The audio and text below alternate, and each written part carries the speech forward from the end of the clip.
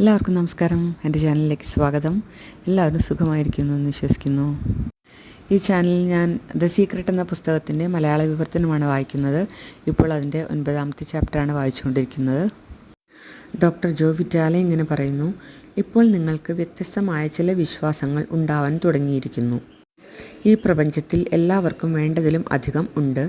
എനിക്ക് പ്രായം കൂടി വരികയല്ല, ഞാൻ ചെറുപ്പമാവുകയാണ് എന്നൊക്കെ പോലെയുള്ള വിശ്വാസങ്ങൾ.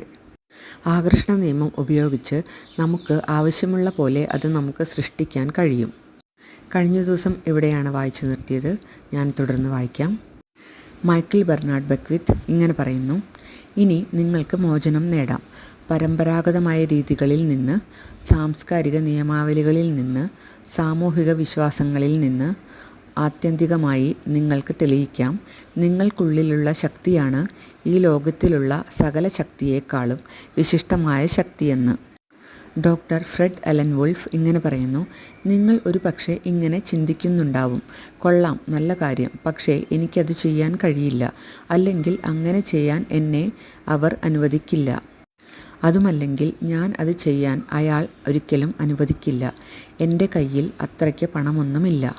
അത് ചെയ്യാൻ കരുത്തുള്ള ആളല്ല ഞാൻ. അത് ചെയ്യാൻ തക്കവണ്ണം പണക്കാരനല്ല ഞാൻ. എനിക്ക് സാധിക്കില്ല, എനിക്ക് അത് സാധിക്കില്ല, എനിക്ക് അത് സാധിക്കില്ല. അങ്ങനെ പോകും. ഓരോ എനിക്ക് സാധിക്കില്ല പ്രസ്താവനയും ഒരു സൃഷ്ടിയാണ്.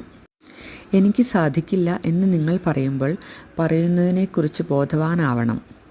അങ്ങനെ പറയുന്നതിലൂടെ നിങ്ങൾ സൃഷ്ടിക്കുന്നത് എന്താണെന്ന് അറിഞ്ഞിരിക്കുന്നത് നല്ല കാര്യമാണ്. ഡോക്ടർ വുൾഫ് നൽകുന്ന ഈ അതിശക്തമായ ഉൾക്കാഴ്ച മറ്റെല്ലാ ആചാര്യന്മാരും ഇതേ പ്രാധാന്യത്തോടെ രേഖപ്പെടുത്തിയിട്ടുണ്ട്. ഞാൻ എന്ന് നിങ്ങൾ പറയുമ്പോൾ അതിനെ തുടർന്നുള്ള വാക്കുകൾ അതീവ ശക്തിയോടെ ഒരു സൃഷ്ടിക്കുള്ള ആഹ്വാനമാകുന്നു. കാരണം നിങ്ങൾ അത് വാസ്തവം ആണെന്ന് പ്രഖ്യാപിക്കുകയാണ്. ദൃഢതയോടെയുള്ള ഒരു പ്രസ്താവനയാണ് അത്. അതുകൊണ്ട് ഞാൻ തളർന്നുപോയി, ഞാൻ തകർന്നുപോയി, ഞാൻ രോഗിയാണ്, ഞാൻ വൈകിപ്പോയി, ഞാൻ പൊണ്ണത്തടിയനാണ്, ഞാൻ കിഴവനാണ് എന്നൊക്കെ പറയുമ്പോൾ ഉടൻ തന്നെ ഭൂതം പറയുന്നു, താങ്കളുടെ ആഗ്രഹം എനിക്കുള്ള ആജ്ഞയാണ് എന്ന്. ഇത് അറിയാമെന്നിരിക്കെ ലോകത്തിലെ ഏറ്റവും ശക്തമായ ആ വാക്ക്, ഞാൻ എന്ന വാക്ക്, നിങ്ങൾക്ക് അനുകൂലമായ രീതിയിൽ പ്രയോഗിച്ചുകൂടെ?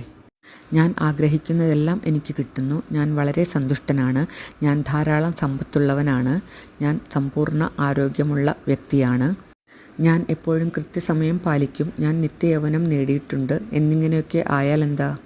ഇന്നത്തെ വായന ഞാൻ ഇവിടെ നിർത്തുകയാണ്. എൻ്റെ ചാനൽ സബ്സ്ക്രൈബ് ചെയ്യാതെ കാണുന്നവരുണ്ടെങ്കിൽ ഒന്ന് സബ്സ്ക്രൈബ് ചെയ്യണേ. താങ്ക്